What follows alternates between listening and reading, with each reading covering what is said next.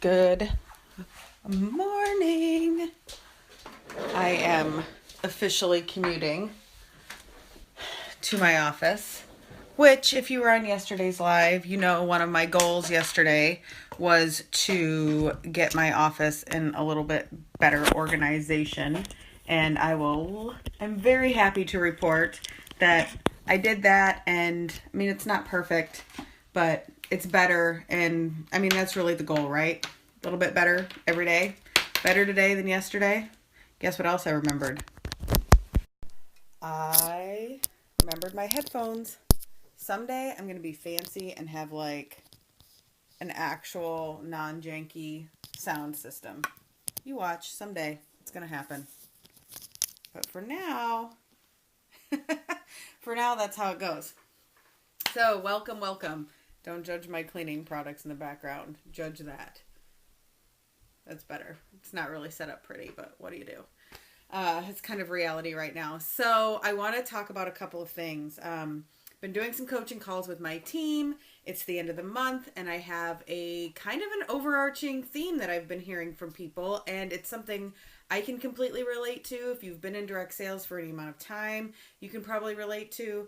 But it is this reality that when you get started in direct sales, and honestly, for a while when you're building your career, and everybody's is different, so I want to give you some healthy doses of reality and some real talk today. But you're moving on in your direct sales career, you get to the end of the month and you're like, man, I worked my ass off this month, and what the hell is going on? The payout is not worth it. I am working. I remember, and I can even say this now. This is still true now. And mind you, I'm 2.5 years into my direct sales journey, and I have wholeheartedly committed to 5 years of work before I judge my payout. I want to say I did that early in my career, but I didn't. I've only recently come to that realization, even though I've read all of the books and I've done all of the training, and I understand that a direct sales career takes the average person 5 years to find that payout. Even though I've read all that and I understand all of that, even though that's all reality, I've only recently come to accept it. So, but I remember, whoa, that's loud. I remember early in my career in direct sales being like, if I figured out my hourly rate and how many hours I'm putting in and what I'm getting paid, that would be some pathetic math. Anybody else feel that way? Raise your hand. Drop a one. I mean, I don't know. You don't really have to drop ones, but I'm just saying it's something that we all have thoughts about. And we all wonder, when does the payout happen? When do my efforts start to pay off? And so there's a few truths that I think we have to understand as direct sellers when it comes to that. By the way, can you tell I'm getting so much better sleep? Go back a couple of videos and look at the poofy bags under my eyes. Woo, dogs. They were bad, but I'm finally getting caught up. And I just noticed that. I'm like, hey, that's not so bad. Because there's only so much you can do about the poof, right? I just flipped you both all off. Holy cow, with 2 hands. So sorry. That's embarrassing. All right, so I'm getting myself off track. I can't even blame you guys for it. But we all go through this. So there's some realities you have to, like some really hard realities that you need to look inward at yourself, like blatantly at yourself, look at it and say, are my efforts and really what I claim they are? And I can tell you that my efforts didn't become what I was claiming they were until probably the last 6 months. Yeah, probably the last 6 months. I was working every day, and I've been working every day. but the focus and the direction has been crazy. I used to make almost $50 an hour as an ICURN. All right, Rania, I want to say something to you about that. You didn't just wake up one day and make $50 an hour. You had to attend school. You had to, you probably didn't start off making $50 an hour right out of school. Attend all kinds of training. If you put how much money you were making at the end and then subtracted your expenses, like your tuition, like how much it costs you to live while you were training and learning, your first few years in direct sales are your education, your investment into yourself. The big difference is there's not a huge tuition bill at the end. It's no different than the way when business owners first get started. I'm talking brick and mortar small business owners. They dump a ton of money in, a huge investment for inventory, for a storefront, for advertising, for all this stuff. And those first few years, everybody sees red. Everybody does. So that's some real reality that I want you guys to all sit and think about. Not only is what are your efforts actually right now, and what should they be in order for you to have a great payout, and also, are you investing in yourself and in your own training right now? In your first 5 years, are you investing in your training? And that is, I mean, people can say I made X amount of dollars as this kind of a person. I never have taken formal college training unless you count my beauty school training, which I count, but a lot of people don't. And that's fine with me. But when I started work out of high school, I was making minimum wage. By the time I left my last job, I was making like $35 or $37 an hour, something like that. But between that first job and when I went to, and I quit to go to beauty school, was 10 years. It took me 10 years to build that up. Probably could have gone to school for 4 and done better. What is happening with this dinger? Knock it off. That's enough. I don't know what's going on. Oh, there we go. All right. So yeah, University of Life for sure. Hard knocks. I'm all about it. We all learn in our own ways. And I can tell you that I learn the hard way every single time. Every time. No matter what I do, I will learn the hard way.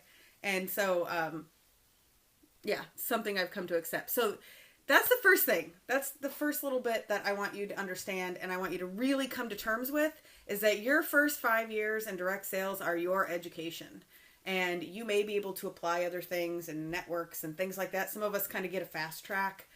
Some people have networks built. Some people have a level of expertise in direct sales and go a little bit quicker. I can say that my years from 2007 until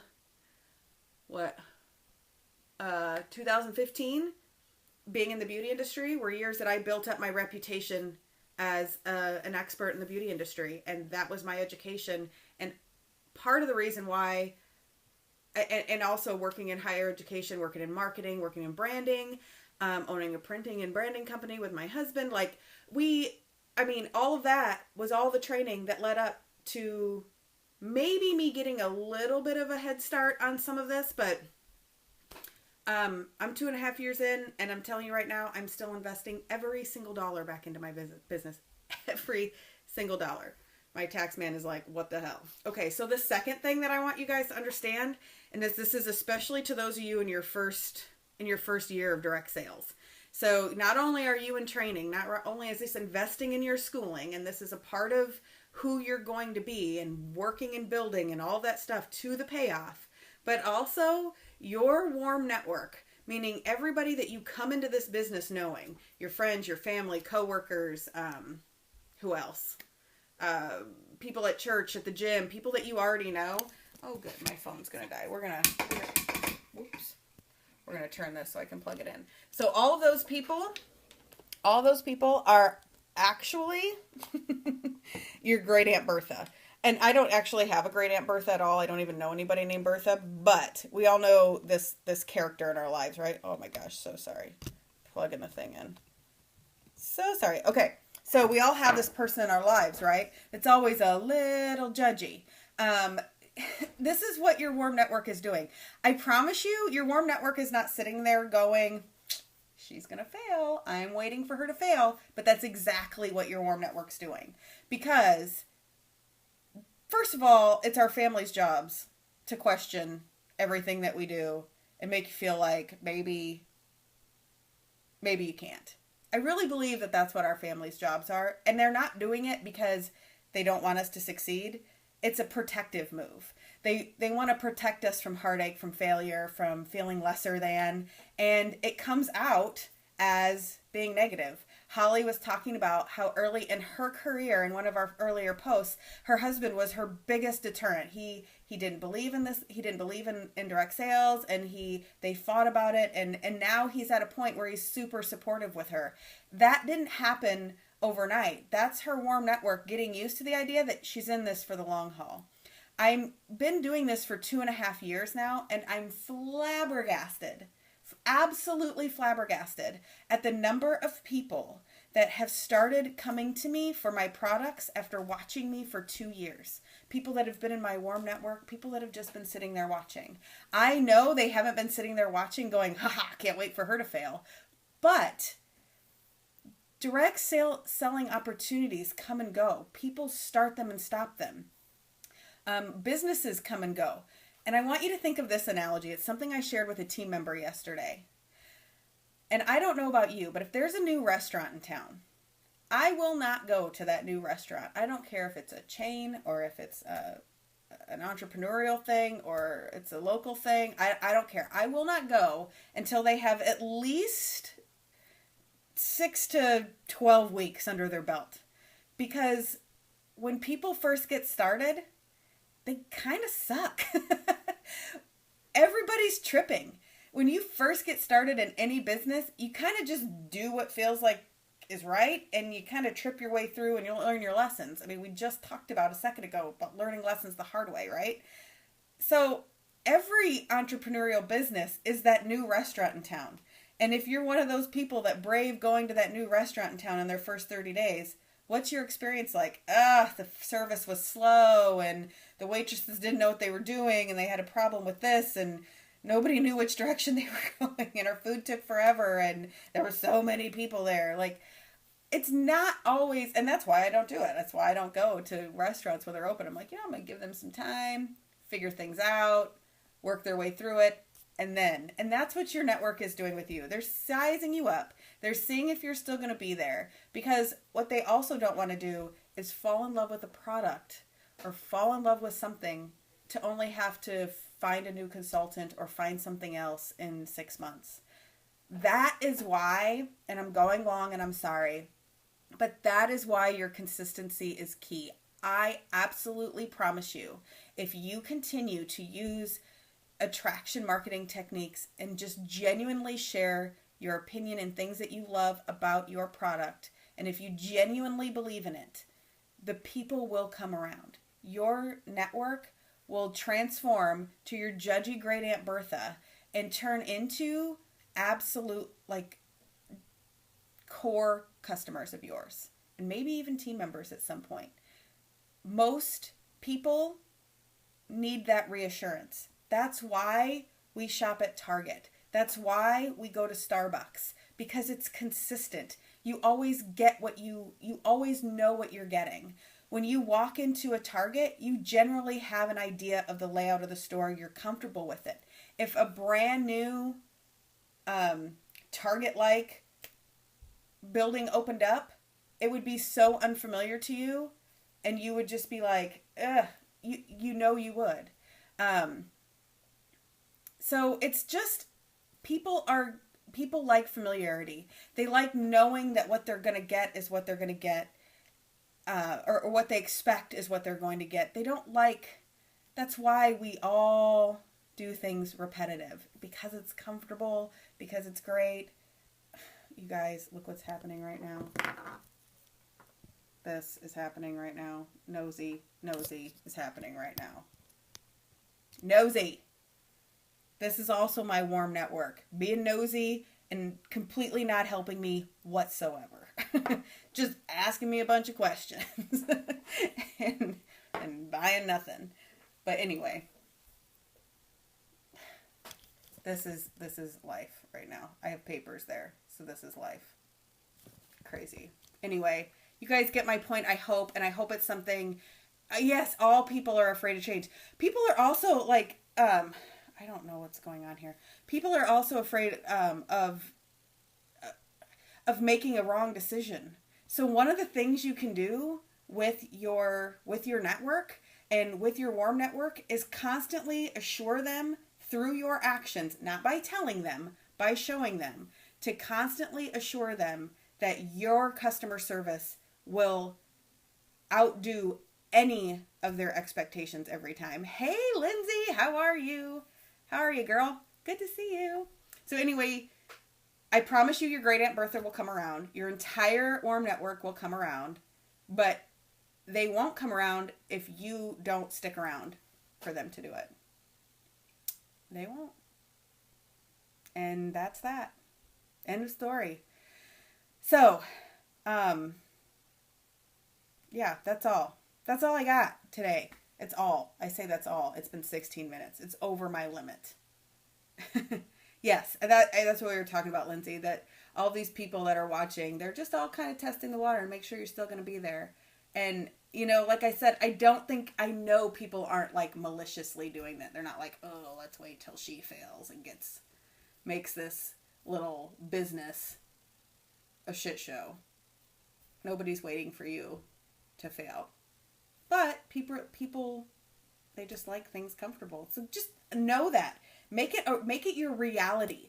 Stop making your fantasy world your reality and make that your reality. And that's all, folks. That's right. I'm not,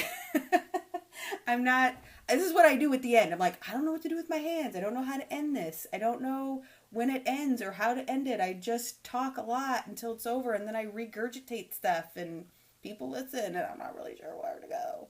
So I'm going to leave now. It's been good talking to you. Have a great day. Enjoy it. And go make this end of month the best ever. I don't care if your month has sucked. Go make today the best ever. Bye.